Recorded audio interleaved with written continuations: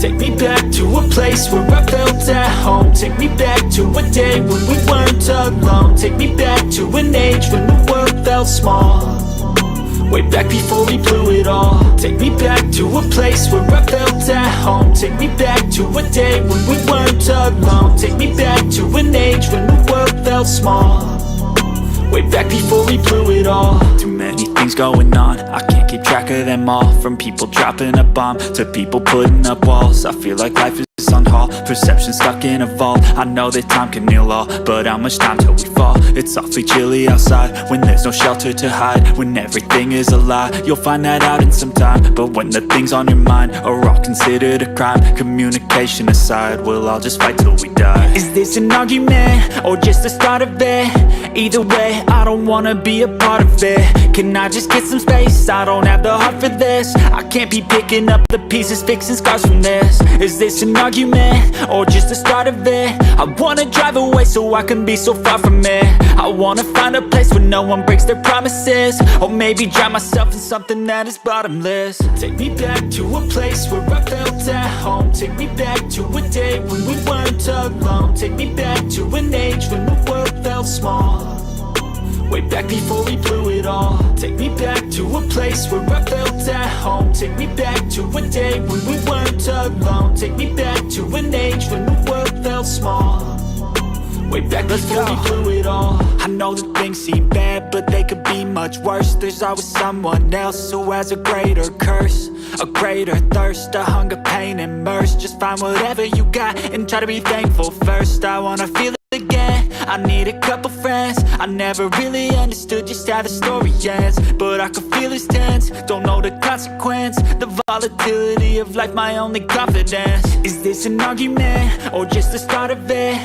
Either way, I don't wanna be a part of it. Can I just get some space? I don't have the heart for this. I can't be picking up the pieces, fixing scars from this. Is this an argument or just the start of it? I wanna drive away so I can be so far from it. I wanna find a place where no one breaks their promises. Or maybe drown myself in something that is bottomless. Take me back to a place where I felt at home. Take me back to a day when we weren't alone. Take me back to an age when the world felt small.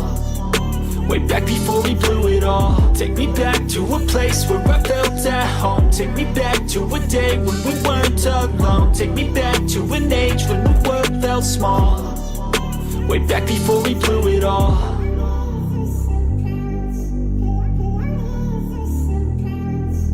This is the value of wrestling, the revolutionary force in wrestling podcasting. It's your boy Miguel Z with the Value of Wrestling New Japan Rebound Podcast. I've got a guest for you folks at StocktonCon. What up, everybody? AJ Kirsch here, the voice and the host of StocktonCon. The value of wrestling is awesome, so subscribe on YouTube. Scan the QR code right here, now. Subscribe, check it out. There we go. You'll be glad you did. Thank you, brother. Yeah, that's what. Hey, man, shout out the Value of Wrestling. I'm right here with the Big Oos, San Jose. We gonna shut this shit down. Love and respect, though, right? Value of Wrestling. Hello. Man, thank you, brother. Thank you. Oh, you didn't know. You better call Thunderbolt Patterson, that's for sure. Now that we know, ladies and gentlemen, this is the Value Wrestling. This is your Smackdown, your Friday Night Smackdown post-show review for April 5th on day one of WrestleMania E. WrestleMania 40 starts off tomorrow. Stand and Deliver is tomorrow. You're going to watch Bloodsport after this. Cool. Some people are going to watch Ring of Honor, Super Card of Honor. Lots of wrestling going down all over the place. Lots and lots of stuff to get into, watch, and enjoy wrestling. Tonight with SmackDown, we're a little late to the party for some people, but we're here. We had to watch the Hall of Fame, one of the best, if not the best Hall of Fames ever done. Some grievances to talk about, but we'll get into that after we talk about SmackDown. We're going to get through the show. We welcome you here. Please join in the comments, join in the conversation. Make sure you hit that like button. And, join us. We are sitting at 340 tonight, 340 subscribers. We are making headway. We are excited to be here. Welcome to the show. Let me introduce you to my tag team partner for the night, the one, the only. You know me, I'm a big guy. and we got this show. We're going to be cooking, we're going to be stirring, and the cat's going to be running wild, so excuse if you hear all over the floor, because she is on one right now. Might have gotten into the kitty dip. I don't know. But ladies and gentlemen, how you doing? Welcome to the party, lottie-dottie. Are you excited? Because tomorrow, night one of WrestleMania, do you feel the energy? Are you set? Are you ready to go? Stand and Deliver will start the day off. Then we're going to jump into WrestleMania Day 140, and then Day 2, WrestleMania 40. Woo! And we still got a lot to go, because, we will not have a day off till next Saturday, really. Because we're going to go from WrestleMania to Raw to New Japan Pro Wrestling Rebound to Dynamite Show to the Weekend Preview back to SmackDown. So yeah, it's not until initially Saturday that we get a break. We need the music voice for WrestleMania. I don't know about that, but I hope you like the new music video that's up there for Tampon Bugs. Yes. If you want some sing-along, go check that one out. Anywho, welcome to the show. We are going to get into this. We know SmackDown opened with a lot of great packages, got everybody hyped and excited for the night. We got a rundown of the card, and we open with the KO show. Randy and Kevin, they were sitting there talking, being buddies, and then eventually Logan Paul showed up on the screen. He was over at Lincoln Financial Field. He wasn't in the Wells Fargo Center, but he was across the parking lot, basically. And so Randy and Kevin Owens decided to take off and go find him. And as they left the arena, the young boys of Grayson Waller and Austin Theory came out from under the ring a little late, I guess, and they went off, taking off after them. Randy was then seen trying to get into some car. I don't know what was going on with that. And eventually Kevin Owens pulls up with a golf cart, and we get a old Benny Hill skit as Randy jumps on the back of the golf cart, and the young boys, Theory and Waller, go chasing after them through the parking lot and off the Lincoln Financial Field, where supposedly Logan Paul is waiting for these fools to show up. This is how we open the show. Kevin Owens and Randy Orton. Very interesting. We'll talk more about that, but I have a feeling what's going to happen. They hadn't turned on each other yet, but we're going to have to see. Anyways, we get a video tribute for the Andre the Giant Battle Royal, and then we got a beautiful, history of Andre the Giant there. And then speaking of that, we get the tail end of Bronson Reed's entrance, Ricochet, and then here was Omos. Kind of worried me for a moment that they were going to make Omos the winner of this to give Omos something, even though we hadn't seen him on TV. But we get into the Giant Memorial Battle Royal, and Pretty Deadly tries to go over Omos. Unsuccessfully, the rest of the guys in the ring didn't really want to help out Pretty Deadly, so that really tells you you're in bad shape. If the rest of the people don't want to help you, you eliminate Omos, you must be pretty much at the bottom of everybody's list of friends. Wilson gets thrown out, and then Prince pretty much follows and eliminates himself. Everything breaks down. Angel and Humberto are sent out because they have a real match tomorrow.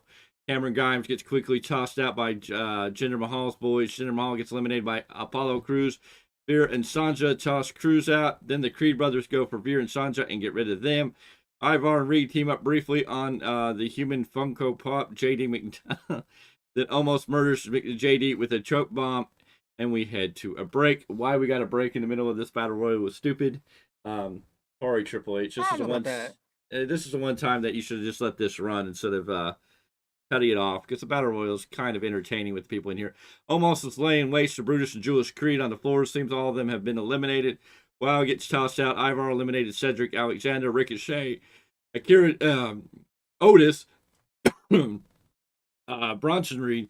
Akira Tozawa then gets picked up like a human dart, like Rey Mysterio back in the WCW days, and chucked out like a human dart at Otis.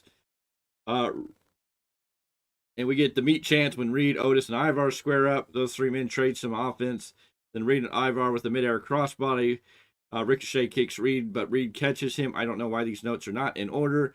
Eventually, JD pulls Ricochet off the apron. Seems JD is still illegal, but Akira with a super kick. Something went crazy here, because eventually Otis and all of them get eliminated. In the end, we had Ivar and Reed with some awesome maneuvers. Doomsault, a splash. Eventually, we get Reed with his own version of the Rolling Thunder, then a clothesline to Ivar out of the ring. And Bronson Reed gets his big moment as a winner of the Andre the Giant Memorial Battle Royal. At least Bronson Reed may not be on the card, but at least he gets his moment. This was a good little battle royal. It went by pretty quick for what it is. Mm-hmm. I know some people are complaining it should have been a little longer, but I think, you filled the card, you got the match over with. I don't know. I think, this is not necessarily as important to Triple H as maybe it was to Vince. I think Triple H sees it as the namesake of Andre, but the Battle Royal is just kind of like, hey, it's a Battle Royal. So I don't know if Triple H puts the same effort into really elongating it as Vince would want it. Of course, Vince is a whole different beast. I should be saying redacted. Why am I even going there? But anywho, it is what it is. It was a good Battle Royal. Bronson Reed got a moment. He's going to get his name, stenciled in on the trophy. Your thoughts, Mr. Clarke? I was one of the people who thought this match was a little short, but by the same token, it's only a 2-hour show. And on top of that, the right person won. So it's like, can I really complain? I mean, from NXT to present, now that he's back on the main roster, Bronson Reed's been putting the work in. So I'm just like, okay. Like I said, the right person won, so I can't be too sour about it. I'm sorry to hear that, Real Wyatt. I know it's 1:20 over there. It's late. I know we're running a little bit late, but if you get some sleep, we'll be here tomorrow covering it all, because that's what we do. We get a recap of the main event segment from Raw, where the final boss whooped up on that. And then next we see Logan Paul arriving to the SmackDown arena. He somehow avoided Owens and Randy, I guess. We go to break. We get a beautiful video from Final Testament.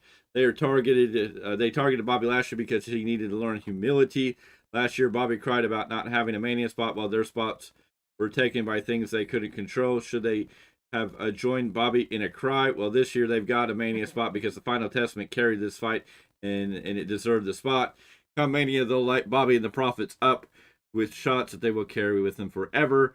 The only thing I could say is in this moment, I'm sorry, but I would have to say Final Testament needs to win this match. If we're going to launch Final Testament into anything, if Judgment Day is going away and we're bringing in Final Testament to maybe possibly be that transitional group that kind of, I don't think we're going to get the same charisma or the humor or some of the other stuff that we see backstage that we get with Judgment Day, but I know Judgment Day is about to collapse. We're at the end of the Judgment Day run. It's written all over the wall. So if we're going to bring in the Final Testament to kind of be that dark stable, then this is the moment to launch them. Bobby Lashley and Street Profits really don't gain anything from this win right now. They can get an upcoming win on a Raw or the next pay-per-view, but Final Testament definitely needs to be the winners of this match. Period.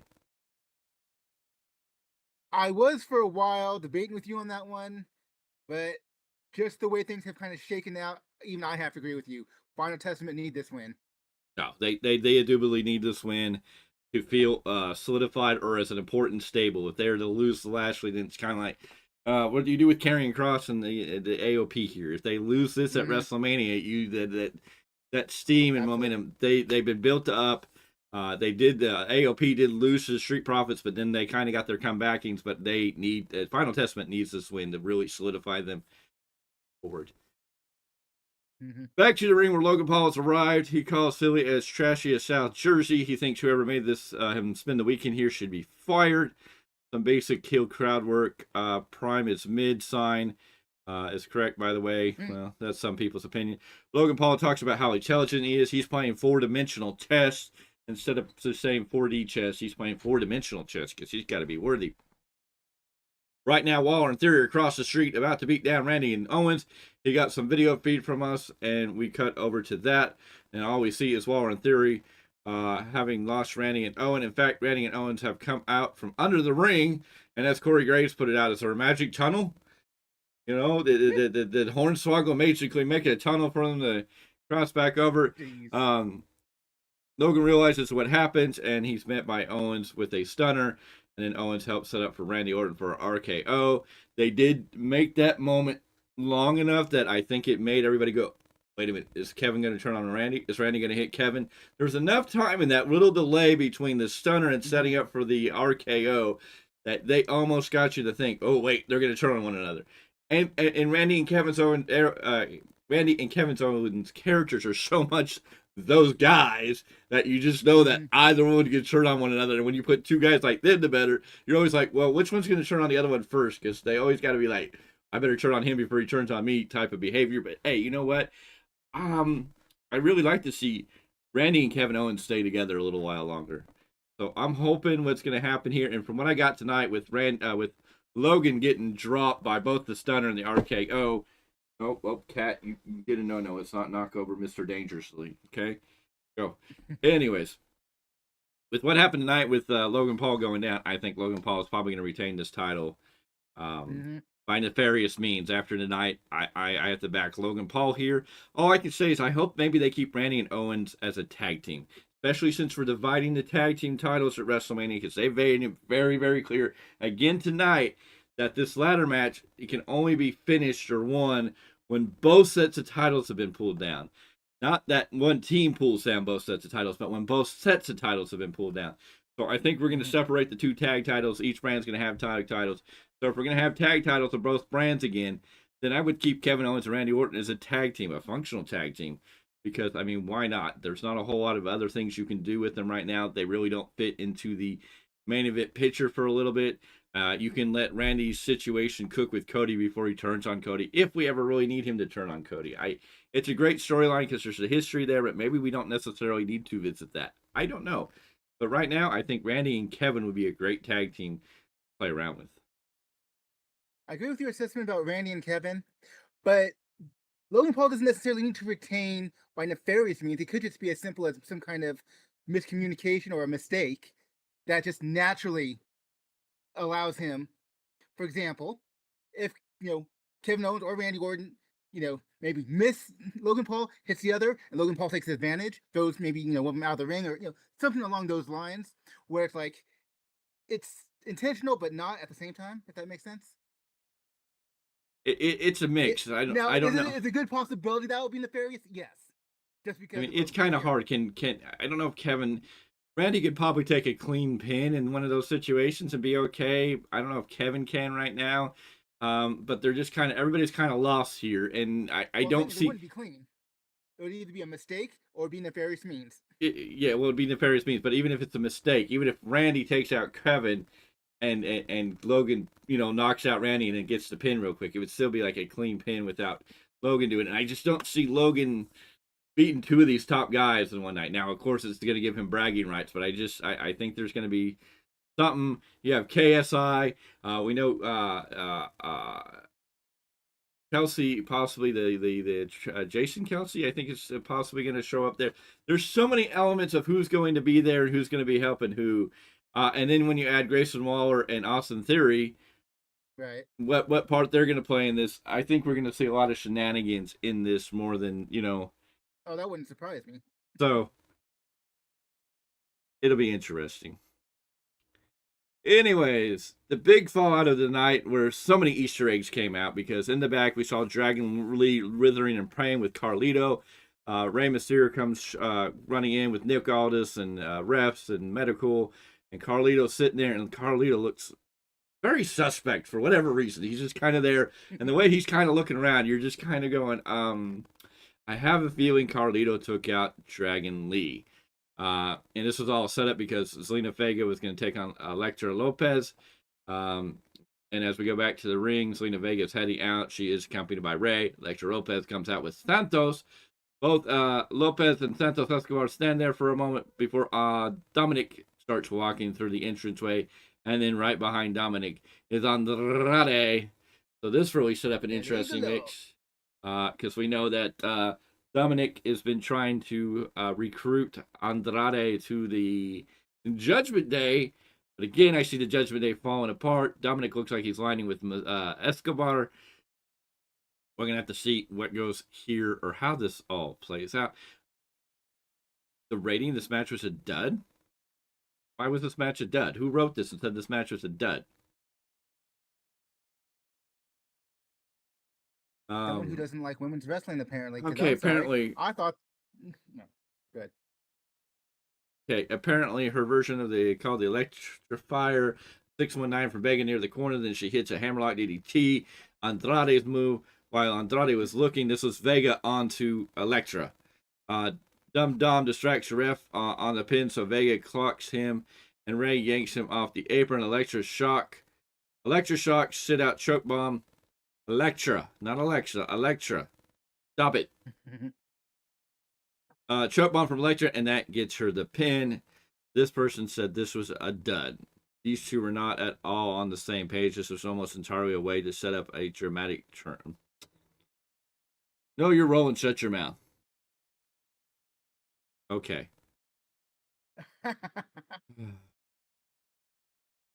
You know what? TK getting himself in hot water. I mean, there's a lot of if this wasn't SmackDown, I'd be calling out TK because it looks like TK making up stories to make other people look bad. I mean, not only did he fire somebody that was injured, then backpedal on that, like, oh, okay, we're not going to do that. Then he's saying I fired guys that didn't show up at the show, but once they release the information that shows, hey, it was kind of your people that didn't make sure we get booked to get to the show.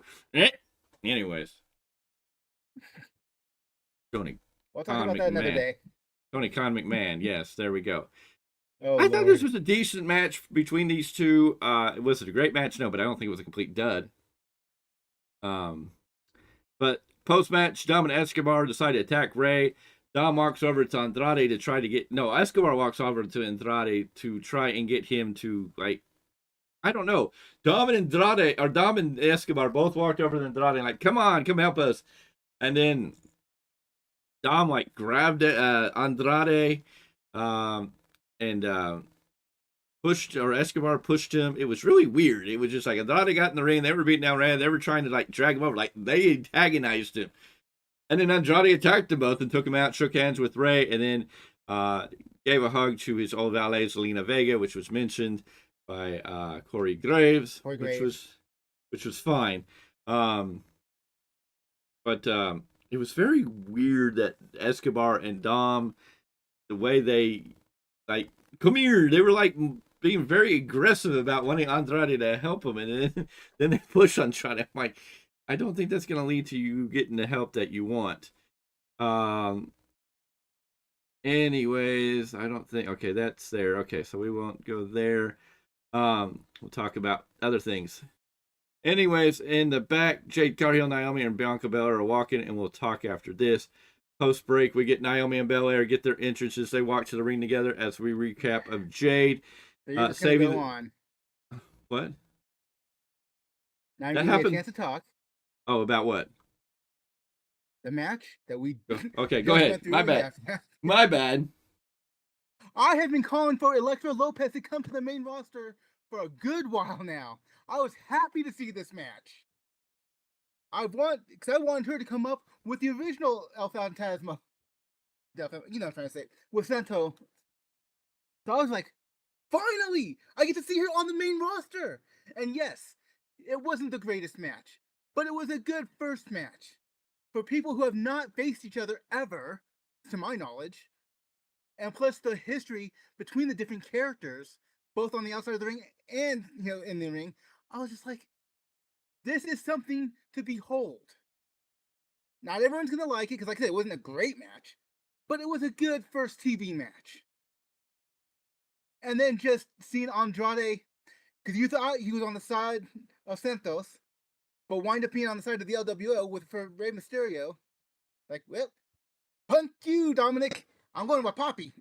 Yeah, so that's going to be interesting, and there's more to that in a little bit, but it was an interesting twist in all this, so let's see how this all plays out.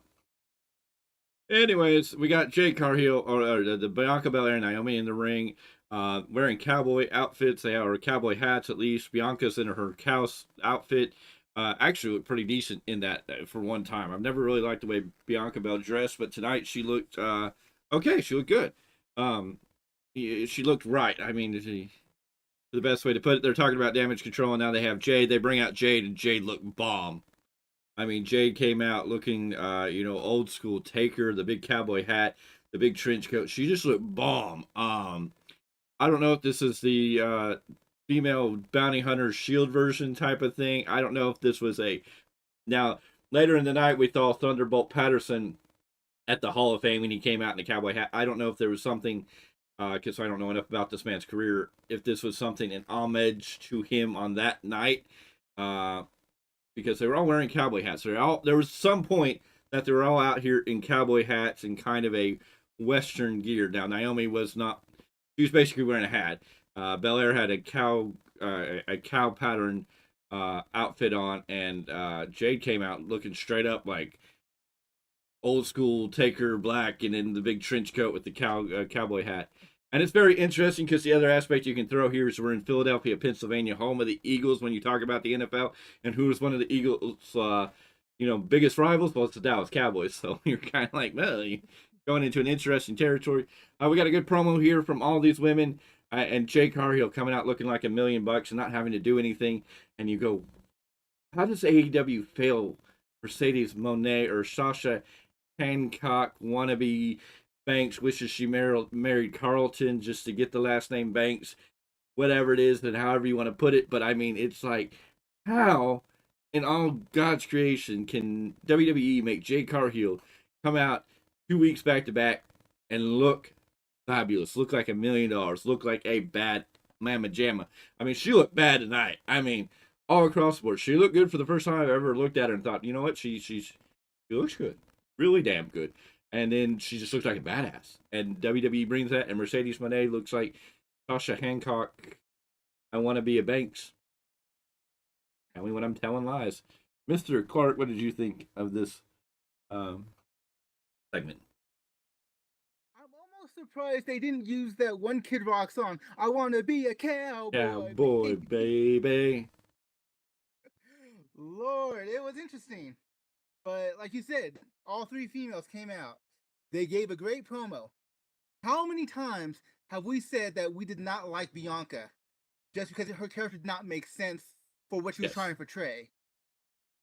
And now that she has people to work off of and work with, she is starting to make sense as a face, finally. For the first time in how many years? When you can get your biggest critics to finally turn around for you and cheer for you a little bit. That's saying something. But yeah, Jade is Jade. I mean, I Jade felt looks like like she's a star in AEW, but she's an even bigger star, and it's being shown how it's supposed to be done right. No, she was a good star in AEW, but they never presented her like this. They didn't put the money behind her. They didn't put she's looking like, damn. Well, they don't put the money behind anyone as far as entrances go, so. Well, I mean, but no. They spent money on the Elite when they did Carry On Wayward Son, and I guess tonight Tony put money behind Mark Briscoe as he won the Ring of Honor title as he came out to the Leonard Skinner song. Oh, you're doing that Eric Bischoff thing, giving away the spoilers. No, I don't care. Ring of Honor. Mark Briscoe beat Eddie Kingston. Eddie Kingston's no longer Tony Khan's favorite player anymore. You know, the whole Continental Crown tournament is trash now because it's like never meant anything. Now, Eddie Kingston no longer has these titles. He had his one night of flowers, and that's the end of that. Anyways. We predicted that, by the way. All three of us. Yeah. We called it. Anywho. He's paid for the money for certain people to have their theme music, so every once in a while he gets his jollies off. He's just sad right now because CM Punk called him out, and he realized he backed the wrong horse. And then the Tampon Bucks are out here calling out Jack Perry all of a sudden like they're best friends. Like, when have they ever been friends or aligned together? But, we won't get into that, sorry. Go watch my other video. You can hear me rant about that. Big Time Rants, episode 85. It's up on the channel. Go check it out. You can hear how I feel about the Tampon Bucks and their approval or their call out to the scapegoat and people's ignorance there. Sorry, I'm still heated about some of this stuff. It was a good night for wrestling tonight. Good night for WWE. Oh, yes. Anyways, in the back, we see Jey Uso warming up. He's talking about how he's going to take out his younger brother tonight, and then tomorrow he's going to take out his twin brother. And there you go. And then we get some of Mr. Clarke's favorite word. Yeet! Yeet! Yeet! Yeet! Yeet! Yeet! Yeet! ¿Cómo? ¿Qué? Yeet! What? Yeet! What? Yeet! Yeet! What? Yeet! I shouldn't be yelling because I don't need my roommate to wake up on me. All right. Anyways, to the ring, here comes the New Catch Republic. After the break, they're going to take on Grayson Waller and Theory, who finally made it back to the arena, apparently. In the back, a ref comes in and tells Ray that Dragon Lee won't be able to make it to Mania. Ray is standing there with Andrade. Andrade's like, I'll be your partner. So you wonder if Andrade might be the one that's going to turn on Ray. But then all of a sudden, Carlito shows up and says, did you hear Dragon Lee is out? And then Ray's like, yeah, Andrade's going to take his place. And you can see on Carlito's face, the wheels are turning, that he wasn't very happy about it. It seems like my prediction would be Carlito took out Dragon Lee to get the spot of Dragon Lee to team up with Ray. It's not going to happen. And as Mr. Clarke has pointed out a couple of times, very interesting how Carlito's never really been seen in an LWO shirt, except the one like the very first time. So we may be seeing the planting of Easter eggs here. And then maybe in a we want to talk about long-term booking, silent long-term booking. There's a story in the Easter eggs that we may not have necessarily bitten into, but it was something that Mr. Clarke did point out that, hey, why is Carlito never wearing an LWO shirt? And now it definitely looks like Carlito took out Dragon Lee to take his spot. And so I have a feeling that I don't know how this is going to play out. With Andrade kind of needing this big win at WrestleMania. So I don't know if Carlito's going to turn on him after the WrestleMania match, if he's going to help cost the match, or if we'll see something happen on the shows after Mania. There's something there, though. There's got to be. They just... Well, that Carlito particular thing has been too consistent. Yeah, Carlito not wearing the LWO shirt, then he was kind of there with Dragon Lee, and he kind of looked suspect even leaning with Dragon Lee. And then when he came in right after the ref, like, oh, did you hear Ray? And then when Ray's like, yeah, Andrade's going to replace him, and you could see Carlito like, damn it. And then he's all like, yeah, okay. Not good here. Anyways, the New Catch Republic takes on A-Town Down Under, Grayson Waller and Austin Theory, the Young Boys, as we call them here. This is a good, solid match. Both back and forth teams. You got to see some of A-Town Down Under show off what they can do. Eventually, it was the Birmingham Hammer connects, and that'll do it. The New Catch Republic with the win at 7 minutes and 33 seconds. I can't wait to see these two teams in the ladder match tomorrow. Could Grayson Waller and Austin Theory walk away with one set of those tag team titles? Very much so now that we're understanding that it's going to be, that it looks like they're going to separate the titles. Because originally I just thought DIY was going to win them all. But now it looks like maybe DIY and Theory and Waller might be the winners. Because I can't really, I mean, the New Catch Republic might do it too. So, could be interesting. Of course, it could be the Hardy Boys in case they make a return. I know that's still kind of floating in the universe. They might show up, but I'm not going to hold my breath for that one. Mr. Clarke, your thoughts on this tag team match? Even though, as I like to call them, Team Young Boys didn't win, there was a lot of little things, certain movesets, but more there in the expressions in the faces. I really loved it from Grayson Waller and Austin Theory tonight. And it's like they just keep getting better and better. So at some point, they got to start winning matches legitimately, not just, by simple fluke here, whatever. Now, maybe that time's not here yet, and that's fine. But they're getting closer and closer. I think New Catch Republic was the right team to win tonight. But if Waller and Theory were to win one set of those tag titles, just imagine that heat they will get, because they don't look like they're deserving yet. It's like, that's why I'm rooting for them. I want to see that massive heat they get. Well, we're going to find so out. Much attention. We're going to get to find out tomorrow night, because it is on the night one card. That is true. I am so looking forward to the rest of this weekend. I mean, tonight was great. Tonight, the SmackDown show overall was good. You had the Hall of Fame. That got us pumped, and we'll get there when we get there. And then you have this weekend. And then, if you're a really mega fan, there's a bunch of other wrestling that you can catch up on, during this weekend, in between WrestleMania moments. Not also including Stand and Deliver. And if you haven't watched the Hall of Fame or weren't watching the Hall of Fame, I have to ask you, are you really a wrestling fan? Saying. I don't know anybody who hasn't watched the Hall of Fame, I hope. Right? Anyways, after the post-match, Judgment Day shows up. Oh, yeah, Judgment Day comes in and lay waste to everybody.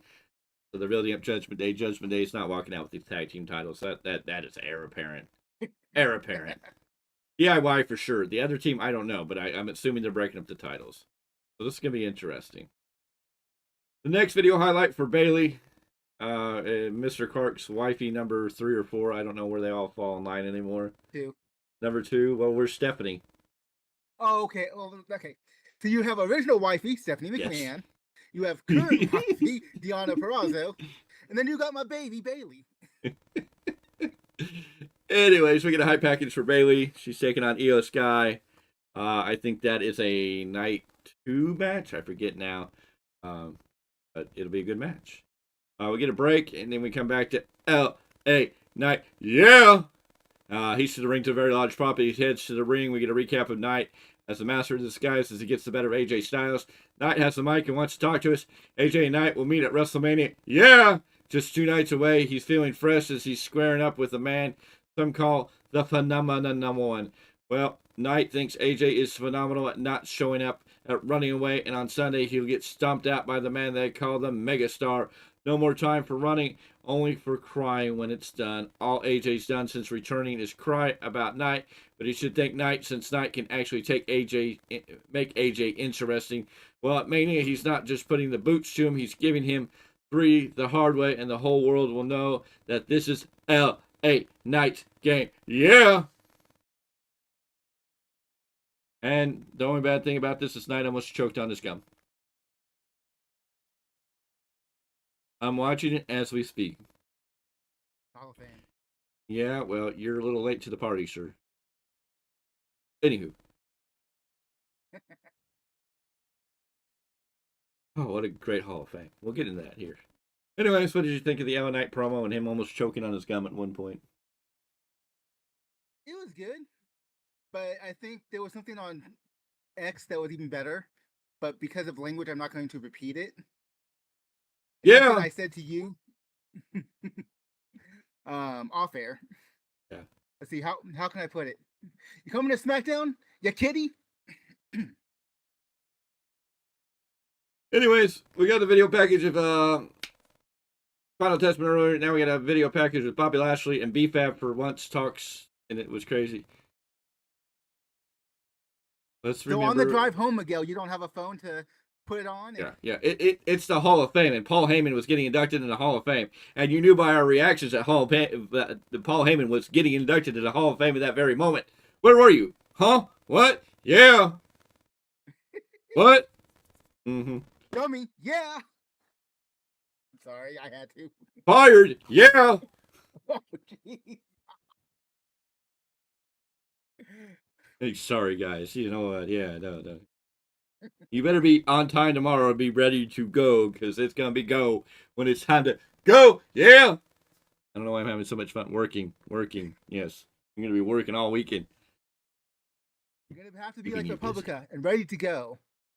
Anyways, the Street Profits Bobby Lashley right here. Early 90s thing. BFAB is selling them on like something, and you're like, oh, BFAB talks? Like what? Who? Right? Why does she have any validity? I see her lips moving, but the words coming out, I'm like, okay, cool. Street Profits, Bobby Lashley, unfortunately, you're going to lose. I don't know how you revive this group, but something needs to be done. They need a fresh restart, or Bobby Lashley needs to turn on the Street Profits and kick them to the curb. I don't know. I really don't know. Well, hold on. Drop BFAB, first of all, because she's not adding anything. No. Second, you have Lashley and the Street Profits just go on a tear. Whether it's jobbers, whether it's mid-carders, whatever. You start to rebuild them where it's like with so much consistency that you're forced to go, oh, okay, they do have some talent. That's right. We remember now. Or maybe we get a draft coming up. Or maybe they have to leave SmackDown. So you're rehashing the Nation of Domination. No, this is no, if you're talking about Bobby Lashley and the Street Profits, this is the nation of no domination. Get it right. Mm-hmm. Get in tune and keep up. Yeah.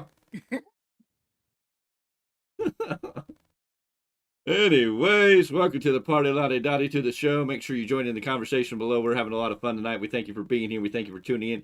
Make sure you hit that like button. I see that there's been about 13 people in here. We got about 6 currently live with us, so I should be that thumbs up going up, up, up. If you're new here, okay, well, somebody ran away as soon as I started talking about it. But anyways, thank you for the rest of their saying here.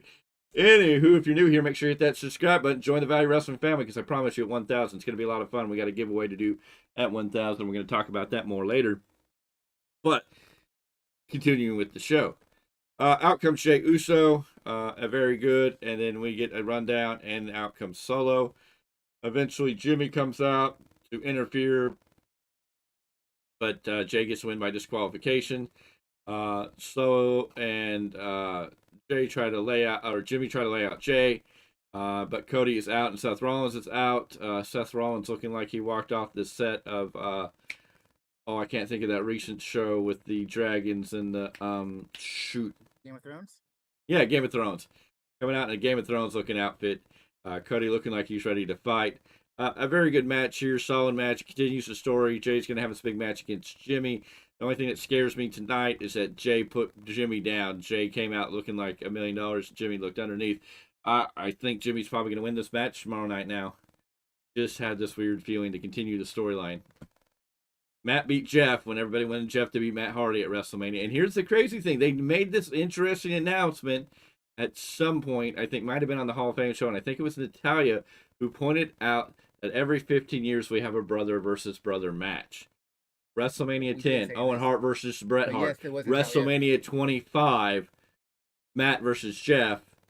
And now at WrestleMania 40, we have Jay versus Jimmy. So somehow, accidentally, I'm assuming WWE is giving us every 15 years a brother versus brother match. So I don't know if we got another 15 years before the Creed brothers, I guess, would fight one another. Because I mean, that's about the only brother team we have right now. So unless we get something else. Now. But we got 15 years to worry about that. So. Exactly. Good solid match here. We got the storyline here, but I think that we're going to see something funky like a monkey coming up. Once the Cody gets on the mic and says that tomorrow is 40 years of WrestleMania. The pressure is real, and tomorrow night he and Seth are going to take down Roman and The Rock. They're going to slap the final boss so hard that his ego will leave his body, and then we remember that what it is to be the People's Champion. Once they shatter the foundation of the bloodline on Sunday, Cody will dethrone the tribal chief Roman Reigns. He's fighting for every moment, for every fan who believed in him, for everyone who's ever dreamed. Out in the open, when one good story ends on Sunday, even one better will begin. The good guys stand tall to close out the episode of SmackDown. Solid SmackDown. Cody Rhodes is winning at this point. I don't know if they're winning on night one, but Cody's going to win those titles. The end of the story is here. I can't tell you who's going to win on night one. It may be a bloodline storyline. A lot of things going on. A lot of speculation about stuff that's going out. A lot of big surprises coming at WrestleMania. It's going to be something to be a watch. And Tony Khan trying to shove a Collision episode on there that was basically mid. A lot of people, Tony has a big surprise coming on Collision. No, it's already been recorded. You can go read go ahead and read the spoilers of significance. Circling back to the Uso brothers, though, for a second. Yeet! Actually, we're gonna go before that. Talking about Matt and Jeff Hardy. I was one of the people who cheering for Matt. And I was very happy that Matt went over. So, yeah, you're a V1R.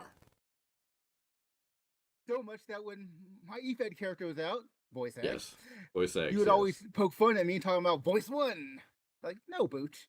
Had nothing to do with that. Anyways, and looking at Jimmy and Jay, coming up, I agree with your assessment that it looks like Jimmy's probably going to go over, but I actually don't mind because there's some potential there with this feud. And yes. The entertainment factor and just seeing the growth. Because, I mean, really, Jimmy needs more of the push at this point because he's been made to look like a fool. Yes. So it's like he needs a little more legitimacy to make this feud even hotter. Yes. No, I think there's a good chance for Jimmy to win. I don't think it's a bad thing. It's just I think a lot of people want Jay to win, but I think it may be Jimmy in the end of this. We may go all the way to SummerSlam with this before Jay actually gets that upcoming pin. So we'll have to see. Yeah, no. And in the EFED that I hope to bring online, I just got to get the right things, and I got to create all these wrestlers, and I've got 70. I do have a spinoff of Voice X. Slightly. It's more on the tune of the voice of the voiceless, because his name is Vox Minus. Oh, my God. Oh, Lord. Do you know how that translates? The voice, basically. The voiceless one. Yeah. Voiceless. That's the French translation, Vox Minus. So yes. Well, what a Vox is a voice. So if you say minus, obviously, yeah. Exactly. Good. Glad we can be on the same page. But yeah, that's one of those characters I've kind of like how do I take some of that and create it into something different, a little fresher. So that'll be fun, and hopefully we get all that in there. We got Big Time. Of course, I got to come up with a concept for the Z Shocker, the Z Master. I'm trying to debate on which way to go with that. built off you know who, so that'll be an interesting one to kind of create and play with. So we'll have to see that. Anyways, that was SmackDown. Is there anything else you want to add to SmackDown? Any little extra seasoning, a little spice? Set up anything? I don't know what any more you can go besides it's tomorrow. WrestleMania's tomorrow. I'm ready. Let's go. Yep, and here in a few short hours, it's going to be NXT Stand and Deliver. It's going to be a good show. It's going to be a banger of a show, and then it's going to be setting up for WrestleMania Night 1, WrestleMania 40, Night 1, 6 big matches on this card. I think 2 hours of pre-show. Should be insane. Who knows what we'll see on the pre-show. Anyways, tonight was the biggest night in wrestling, if anything, because it's the night of the Hall of Fame. And if you ain't watching the Hall of Fame, I don't know what you're doing.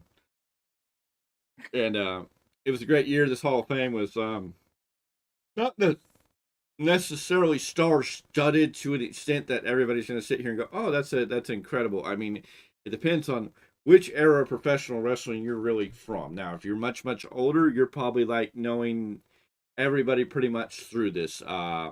If you're coming in like me and Mr. Clarke, we didn't know really anything about Thunderbolt Patterson, but we learned a little bit tonight. We were there when Bull Nakano showed up, so it was nice to see Bull Nakano literally get her flowers tonight and do the Japanese tradition. And then, of course, Paul Heyman and Rocky's grandmother getting their moments, and the U.S. Express, Mike Rotunda and Barry Windham getting in there, and a very special moment into that. Now, we opened the Hall of Fame. This was supposed to be headlined by Paul Heyman, and that's why we have Paul Heyman ECW here and Paul E. Dangerously here. It's interesting. This is a Paul E. Dangerously character. He's got the whole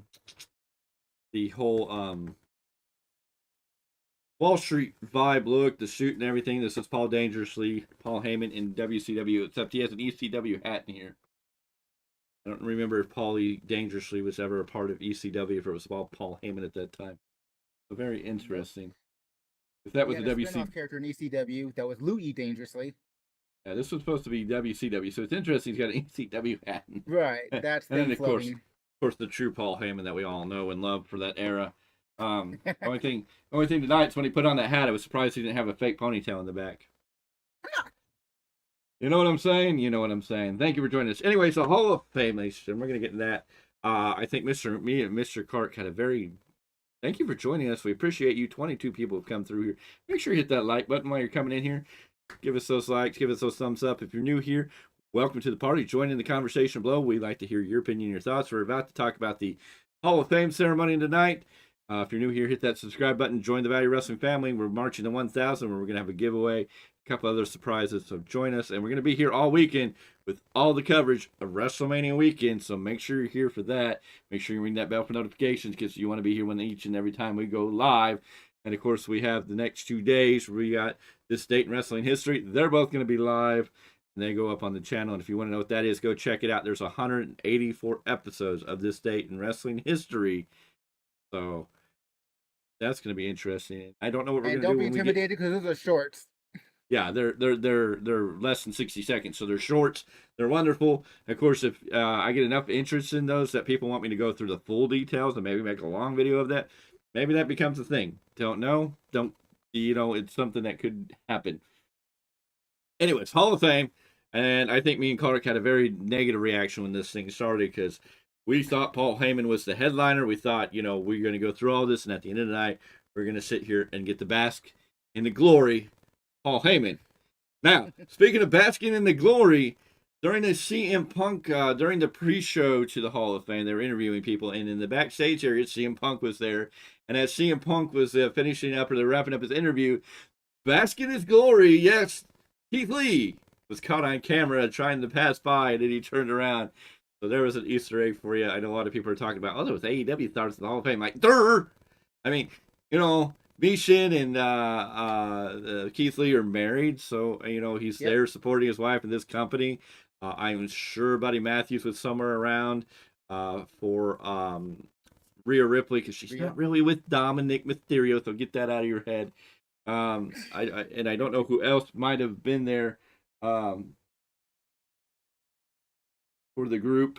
But yeah, so I'm sure there was a lot of AEW people that were there in attendance. Because But the Hall of speaking Fame of ceremony. married couples, it's kind of nice that both Charlotte and Andrade are finally under the same umbrella again.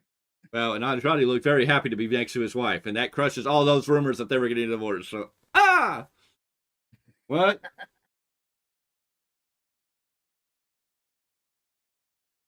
What?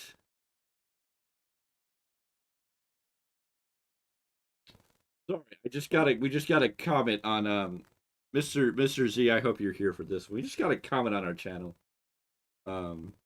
This is a diehard AEW fans channel. Wow, you have not been watching the channel then. Under my video of Tony Khan goes boss mode on CM Punk. Do we not understand sarcasm? Okay, if you think our chat, I mean, I appreciate your comments, and we're always here to hear your comments, and we are not, we're not gonna judge you for your comments, but I mean, you say something like that, it's very much like, hey, sometimes I gotta say things. When I read that, yeah, that's a video that I don't think really paints a pretty picture. So I don't know if this person's being sarcastic or not, but that was on my Tony Khan Goes Boss mode on CM Punk. That was one of my big time rant videos. I believe it. And so it is very interesting. Sorry, that just came up. I thank you for coming in. I thank you for joining us. Thank you for your comment. We appreciate your comment. You're totally entitled to your opinion, but I think you may not be understanding the message and all of that. But hey, thank you for stopping by. Thank you for checking us out. We always appreciate that. Anyways, Hall of Fame opens with Paul Heyman. And me and Mr. Clarke were kind of bitter because we thought we were going to go through the show and get Paul Heyman at the end. And no, Paul Heyman opened it. He was the headliner. Does Mr. Clarke does that, or what was her name? What's her name that does your 100% Mark videos? Yeah, Jane A.I. Bot. He feuds with Marty Richards. Those names haven't been around a little bit. It may be time to bring them back. Marty almost came back this week. Marty almost made a comeback this week because some of the Tony Khan sabbatical at the moment. Yeah, she may come back at some point, but right now she's on sabbatical. Yeah, Marty Richards is finding new religion. We'll see, but he almost came back. Tony Khan almost got him ready to come back, but no. Anyways, Paul Heyman opened the show at the Hall of Fame, and me and Mr. Clarke were big, just kind of like not happy about that. And I will admit I was probably more on the wrong side as I watched Paul Heyman give this beautiful, honest speech. We got to see Paul Heyman, the person, in the very beginning of the speech. He gave us Paul Heyman. He gave flowers to everybody, and as he came down, who won tag team? Who won what tag team? Was there one tag team match tonight, or two? I know the New Catch Republic beat the Young Guns tonight. So Waller in theory. Yeah. So that's who won that. If you're talking about SmackDown, which I hope you are, because this is kind of a SmackDown show review that's running into the Royal Rumble. But tag team match would have been the Catch Republic. I don't have my notes up anymore. You can also rewind this video, go back to the start, and we talk about everything that went on SmackDown. So, like, the Catch Republic is the only tag team I remember having a tag team match now. Against the young, the Grayson Waller. It's an Andre the Giant Memorial Battle Royal. Story. Because there wasn't that many matches on the show, and I know people are going to complain, oh, yeah, WWE only gave you 10 minutes of wrestling. AEW gave you 2 hours. And I'm like, okay, it's WWE. Yeah, the Catch Republic and Theory and Waller were the only tag match. Tag team match, okay. A-Town Down Under, yes. So New Catch Republic beat A-Town Down Under tonight on SmackDown.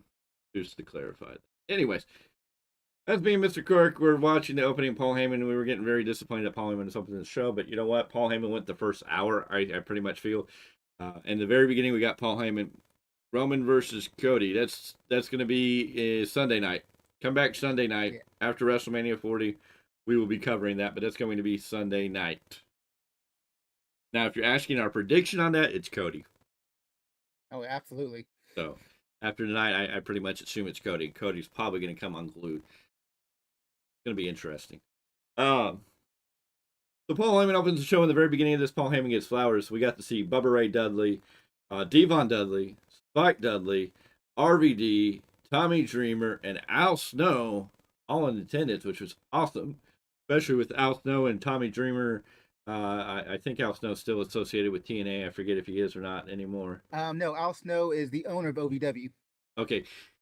Al Snow's doing OVW. Tommy Dreamer's supposed to be almost, I guess he's stepping in He's for... still working for TNA. TNA. Did he not step into Scott D'Amore's position temporarily, at least, until they... He's one of the people with creative. One of the people, yeah. So Tommy Dreamer, it was good to see him, but there was a lot of rumors that there's new workings and agreements, and even Jordan Grace has come out and say that she's excited about the future of TNA and WWE working together. So there's something there. In what capacity, we'll see, but yes, there's a lot of rumblings and rumors. So that's awesome. Talking about that, but so we got to see all those, and Bubba Ray Dudley there. Devon, who we haven't seen in a while, of course, he works in the backstage at WWE in some capacity. I forget what it exactly is. So we got to see retired because he had actually left. Oh, did he leave? I want to say a year. Okay, maybe he's not there anymore. Ago, something like that. It's really hard to keep up with everybody what they're doing. Anyways, it was good to see the ECW originals there, and Paul Heyman acknowledged them at different times. Definitely acknowledging. Oh, you asked Rob Van Dam. You asked my son, and my son's like, "Go ask RVD." Great stuff from Paul Heyman. He even acknowledged and gave credit to CM Punk, which got great CM Punk chants, his good friend.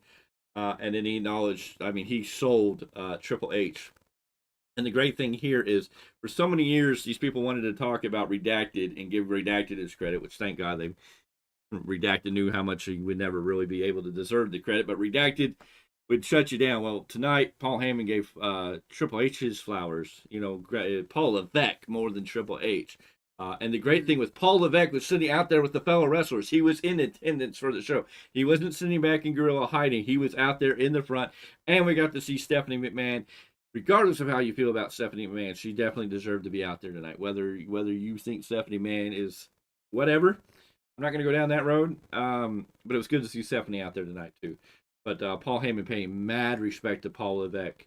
And it was awesome to see that in the way it was done. Go ahead.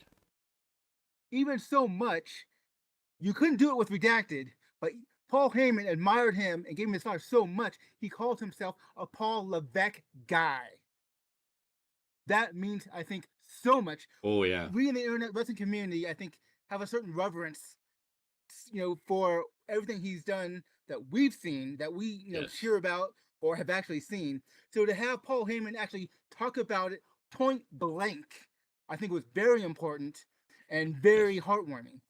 No, Paul Heyman sold Paul Levesque like hard. Like it was kind of an insult to Redacted in a way, putting it to him.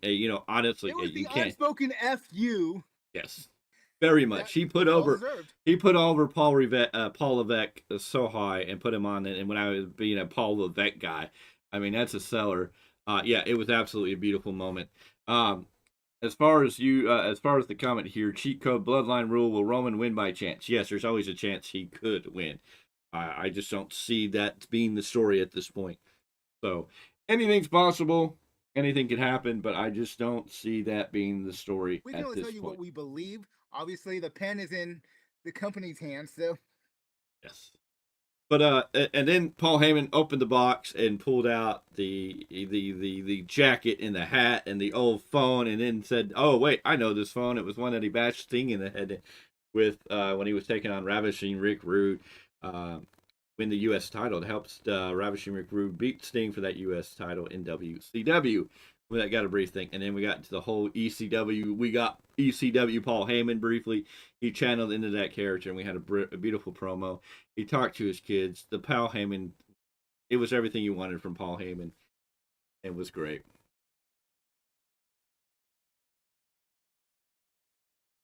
From there, we got Alundra Braze for WWE people. It was Alundra Braze for WCW people. You would know her as Medusa. Former, already Hall of Famer, not a former, just already a Hall of Famer in her own right, and a former women's champion that actually lost the title to Bull Nakano in the early to mid 90s, this was the big feud for the women's title. Alundra Blaze and Bull Nakano, probably the only women really in the company at that time that were presented. I mean, there was a few other women that seemed to be there, but it was mostly a lot of the women were more usage jobbers to help Alundra Blaze get built and make Bull Nakano look like a beast. Bull Nakano, would have been the trailblazers for people like Nia Jax in China, a lot of other names of being that type of monster female. Because Bull Nakano, when she came into WWE, was quite intimidating. I mean, for a kid my age, and Mr. Clarke and I already talked about this, when she came out, she was kind of on that early Undertaker vibe. When you're a little kid looking at this person, and going, she had that vibe. She was, and they built her to be a female beast. I mean, she was taking on two women at a time. She was doing the King Kong Bundy type of thing as a female wrestler. And it was awesome, and she was great. And Bull Nakano came out.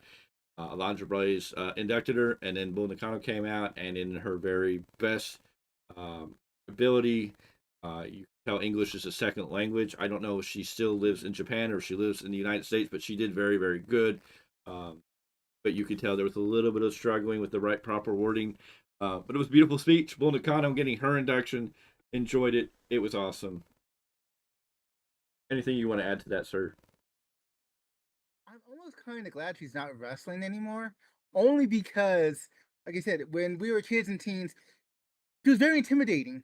But when you see her as the human being in pictures, without the makeup and stuff, like, she's a very beautiful woman. I'm just like, this is what we were intimidated by? So she could play that spectrum if she really wanted to. Yes. And I'm just in amazement. Because she was so convincing as Bull Nakano. I mean, she deserved her flowers tonight. Absolutely.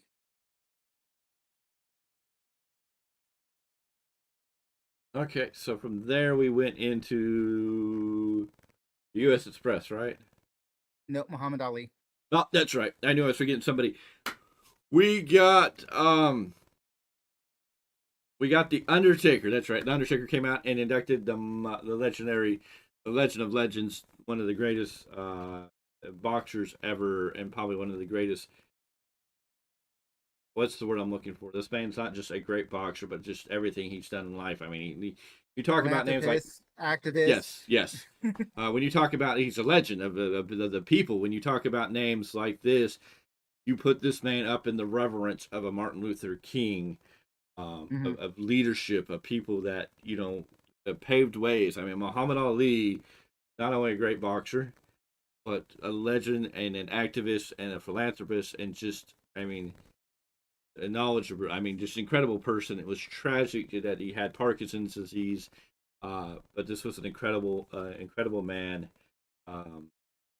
incredible, and he got inducted to the Hall of Fame, and his wife came out and accepted after being inducted by the Undertaker. When you're getting inducted to the Hall of Fame by the Undertaker, that says enough right there. I mean, you don't need to say anymore. You got inducted by the Undertaker.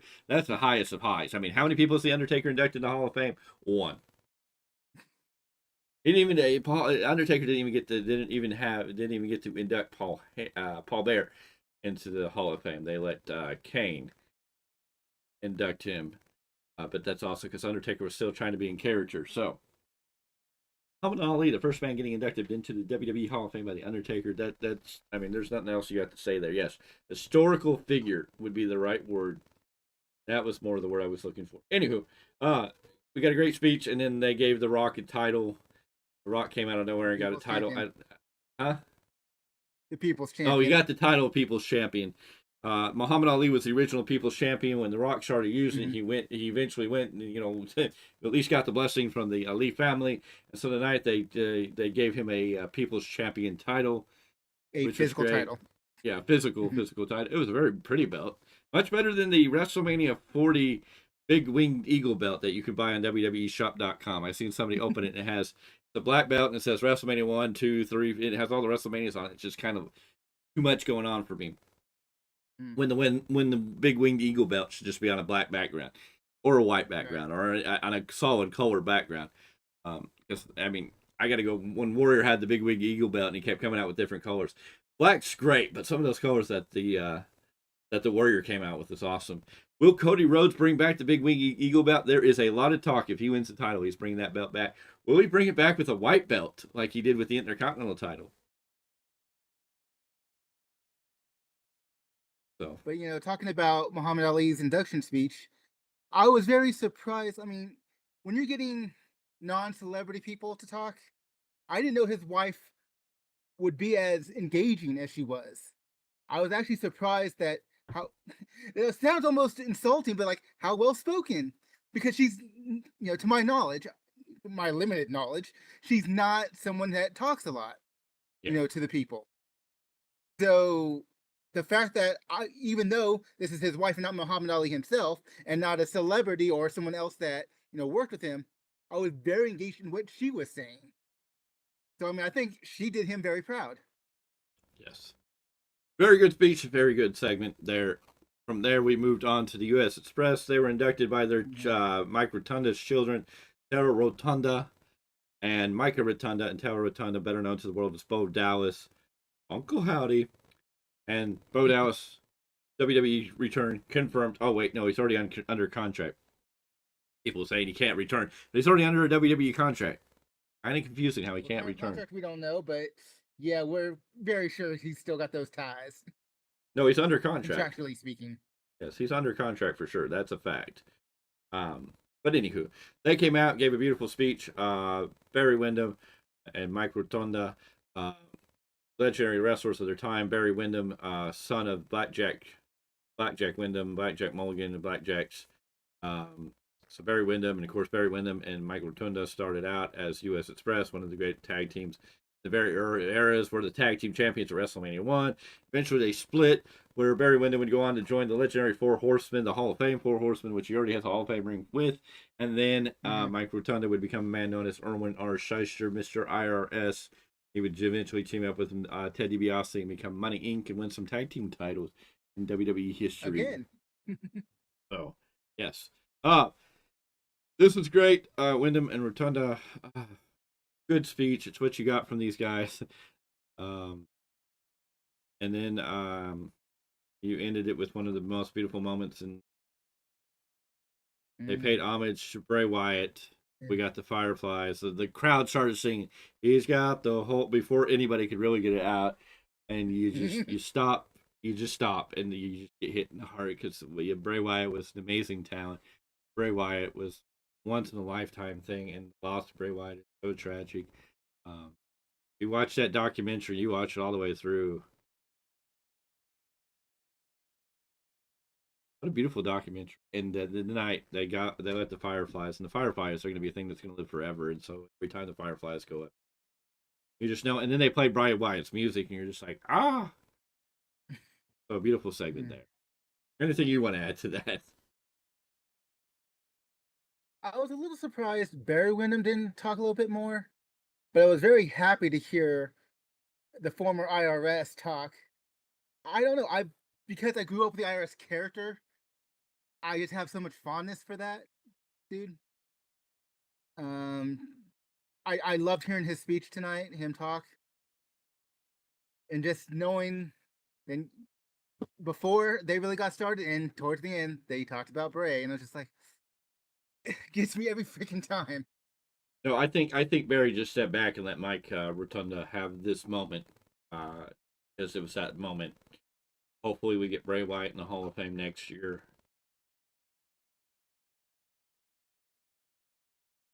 Moving on, before we all get soppy-eyed and just we lose it, we are going to move on to one of the great moments. Now, the great thing about this year's Hall of Fame is it was all done by Triple H.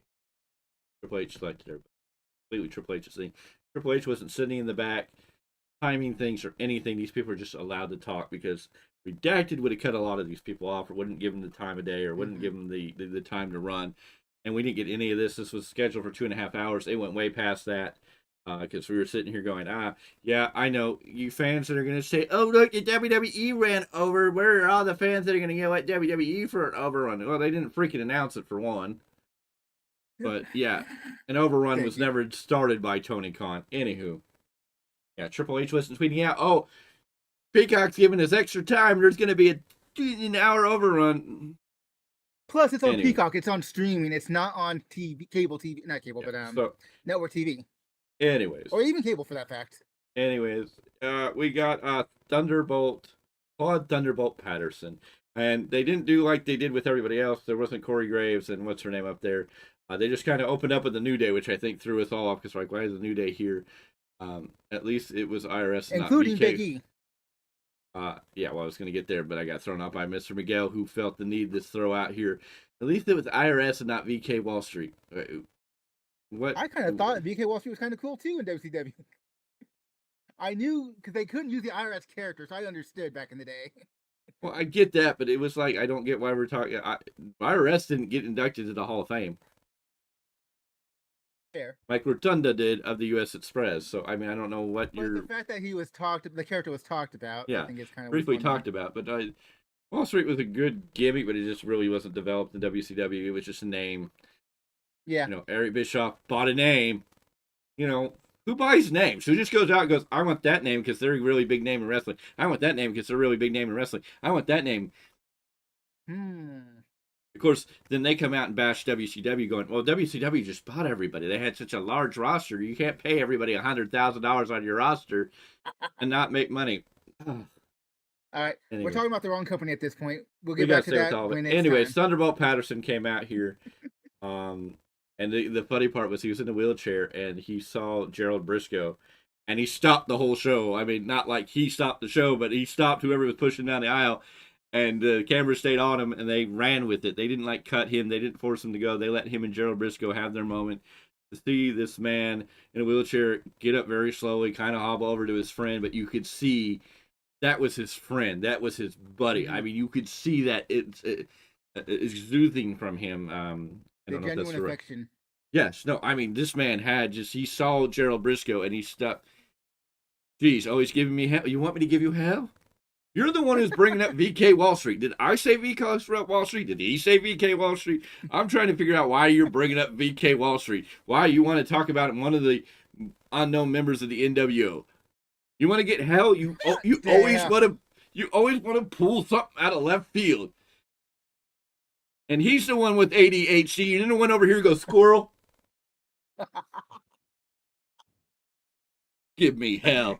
Damn. You do it to yourself. You're over here in the chat log talking about something like, I don't even know how many people know who VK Wall Street at this point was. That was such a brief little thing in WCW. It's only we know because we looked at, oh, that's IRS. Basically. That's I mean, nobody really knows him when he was part of the Varsity Club, originally in WCW with Rick Steiner and Mike Rotunda, and I forget the other guys that were part of that. Oh, Kevin Sullivan was even a part of that. Yep. You want to pick out, oh, it was IRS, but not VK Wall Street. do you know why he was VK Wall Street? You know what the VK and VK Wall Street stands for? I think another tag team kind of took that on also. You mean the VK, the Voodoo Kin Mafia? Just saying the letters were used for the same reason. VKM and VK Wall Street. Anyways, Thunderbolt Patterson. I'm on that Ric Flair drip tonight. Dude, if you're running around and opening your bathrobe and making your helicopter spin, I don't want to know about it. You better be saving that. You better be saving that for your wife. You better be careful. You know, I'm on that Ric Flair drip tonight. Can mean a lot of things when you use Ric Flair, right? Redacted. Why are we talking about redacted? Are you redacting your conversation? Or are you talking about redacted? Are you on a redacted trip? I don't want to. I got to end this show now because we don't want to know. Okay, don't say no more if you're talking about redacted. If you're trying to redact your statement, that's a different thing. Be careful where you go here. We're not trying to get thrown off air. How many drinks? How many drinks? That's what I want to know. Good question.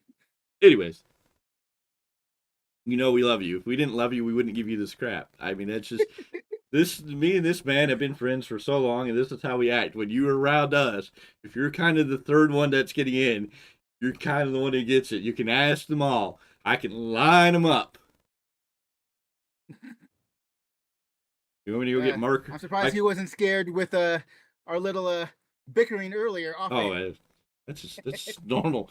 That's just normal bull crap between us. I mean, between us, but he's still new to it. I mean, dude, I can go get you a Mikey Walker. I can go get you a Mark Reed. I mean, Mr. Clarke can pull up a Michael DeSoto. So I mean, there's names I can name that can tell you the stories.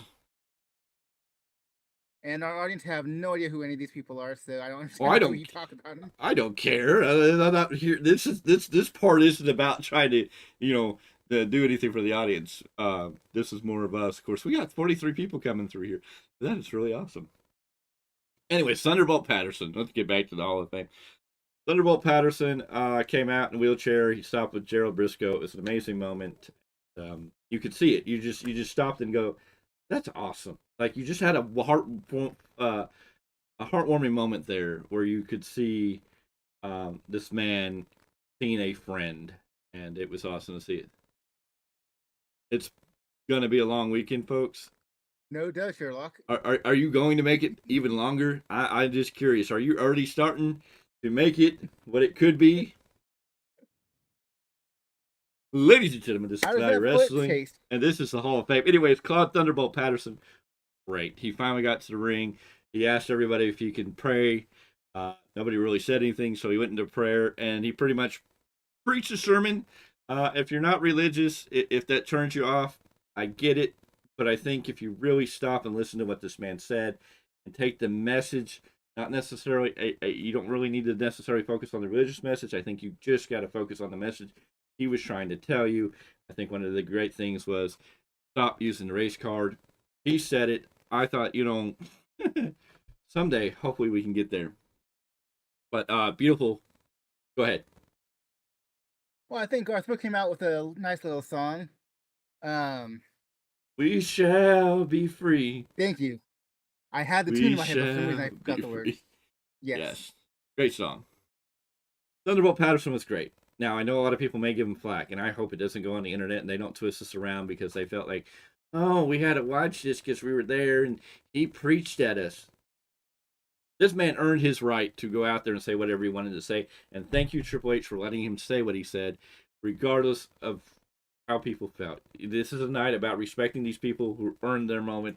If he wanted to go out there and preach a message, you know what you do? You sit there and you say, okay. And you try to maybe take something from it. Because you can take the religion aspect out of it and just listen to the overall understanding the message and going, you know what? There is something I can take away from it. So I was going to say, let me go extreme and say, let me talk to my atheist. You can take a good message out of it and not give a dang about the religious aspect. It's all good. There's a way to universally translate most messages to where it makes sense for you, regardless of what your beliefs are or non-beliefs.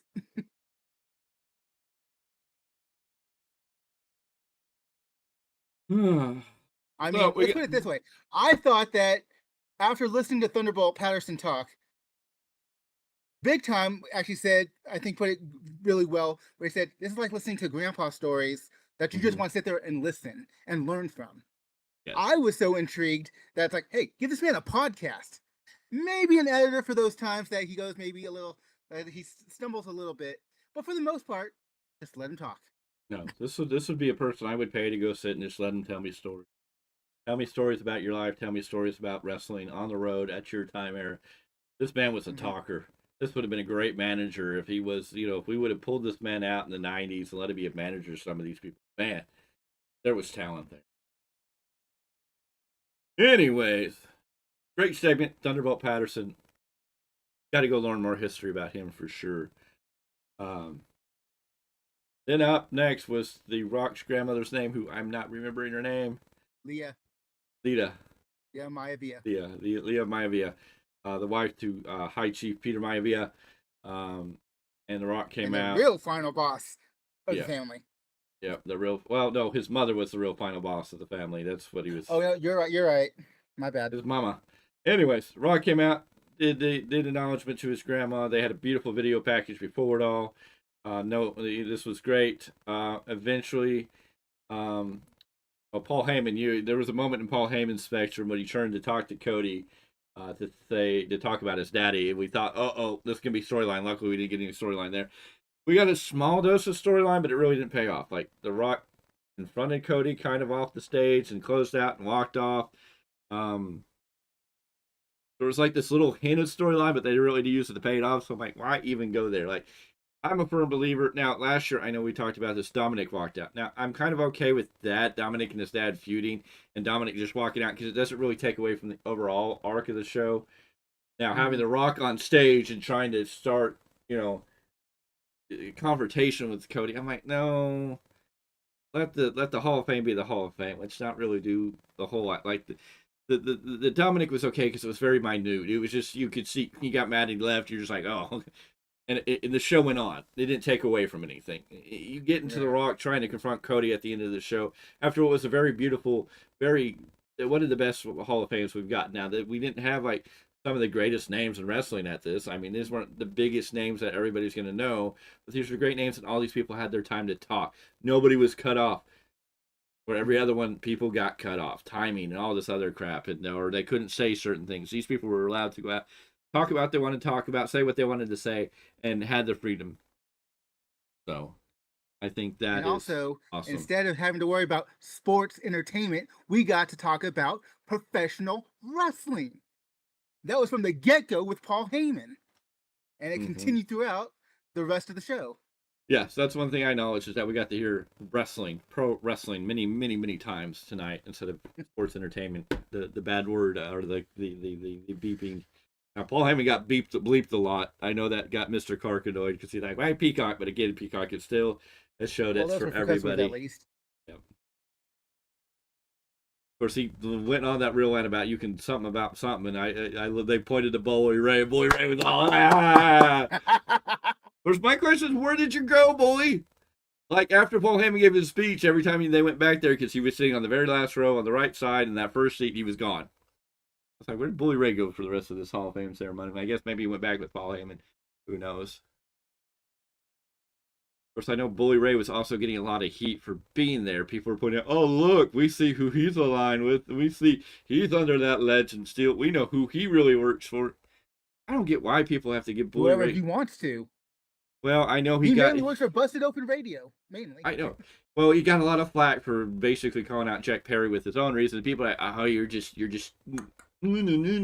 like, get up, Bully Ray's junk, okay? It's like the people were disrespecting, like, oh no, these younger guys have passed up your career. I'm like, do you know this is one half of the greatest tag teams in professional wrestling history? Period. They've carried more titles and more companies. I mean, if I'd have to look it up. I don't know, but I think the Dudleys have outshined the Legion of Doom, the Road Warriors. I mean, that's the only other team that I know that traveled in the amount of titles for sure. That's the only other and team that really. And on top of that, Bully's singles run. Oh no, his career is legendary. So giving Bully Ray flack, get over it. Right on. Absolutely. That man deserves nothing but praise, and he's a legend. And people are saying, oh, he can't get into AEW because Tony Khan don't want. Like, who cares? He's never wanted to be in AEW. Tony Khan is stupid for not giving Bully Ray the money. That's my point. Why wouldn't you want a Bully Ray in AEW? Not only is that man a great wrestler and can get people to over, that man has a mind for the business, and Bully Ray learned under one of the greatest wrestling trees you can ever find. Bully Ray learned about wrestling from one of the greatest professional minds in this business, whether you like that man or not. He sat under the Paul Heyman tree in ECW. So, yeah. Don't tell me Bully Ray doesn't have a mind for the business that AEW wouldn't want. You can't get Paul Heyman. I'd get Bully Ray. Give me Bully Ray and Scott D'Amore, and I guarantee you want to see creative change in AEW, you'll see it change quick, fast, in a hurry, because those are two great minds. And Bully Ray has a great mind for creative and making business. Tony Khan is a stick in the... Okay, anyways, the Hall of Fame was great. It was an amazing time. It was a great show. One of the better ones that we've seen in a long, long time. Anything else you want to say, sir? Because it's going to be the start to a long weekend. We got to close this off. We got about 20 minutes here in the East Coast time. I know it's already Saturday for you there in the Mountain Time zone in Ute country. So, you mean with my how many kids and my Never mind.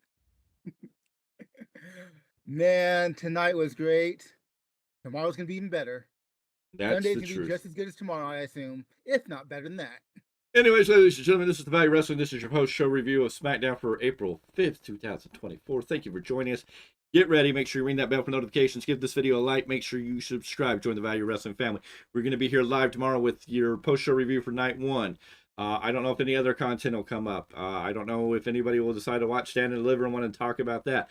I don't know if there'll be any breaking news that'll bring any other videos. Here in a little bit, we're going to go live with the next edition of This Date in Wrestling History, so be ready for that. So you don't know what could happen, so make sure you ring that bell. I mean, I put out 5 rants this week, so I pretty much had a rant for every day this week leading up to this. Well, I have one tomorrow. It depends on the energy. There's going to be a lot of wrestling. We're starting at 3 p.m. Pacific time, and it's going to go into the night, and then we're going to come here, me, Mr. Clarke, and Mr. Z. We're going to cover everything. Now, Sunday, there will be no rebound. We did that on Wednesday as a special edition, but there's no rebound for this Sunday. It'll be back the following Sunday. Roundup, sorry. There'll be no roundup for this Sunday. It'll come back the Sunday after. The rebound will happen on next Tuesday. That's Miguel's show, the New Japan Pro Wrestling Rebound Podcast. He will have a new edition of that on Tuesday, like I said. We have WrestleMania Night 1, WrestleMania Night 2, Monday Night Raw, the rebound, Dynamite this week in preview, and then SmackDown, so we don't really get another day off until next Saturday, ladies and gentlemen. So be ready for a lot of stuff, a lot of content. Make sure you ring that bell, join, subscribe. Hit that subscribe button. We're at 340 last I saw. Who knows, after we end this, it should be interesting. But we will see you all on the next one. I think I got to make sure if, yeah. It's your boy Miguel Z. Not that. There we go.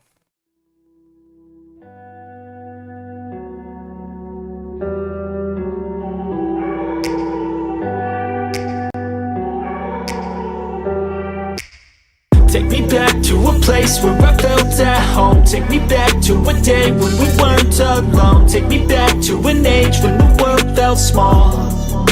Way back before we blew it all. Take me back to a place where I felt at home. Take me back to a day when we weren't alone. Take me back to an age when the world felt small. Way back before we blew it all. Too many things going on, I can't keep track of them all. From people dropping a bomb to people putting up walls. I feel like life is on hold, perception stuck in a vault.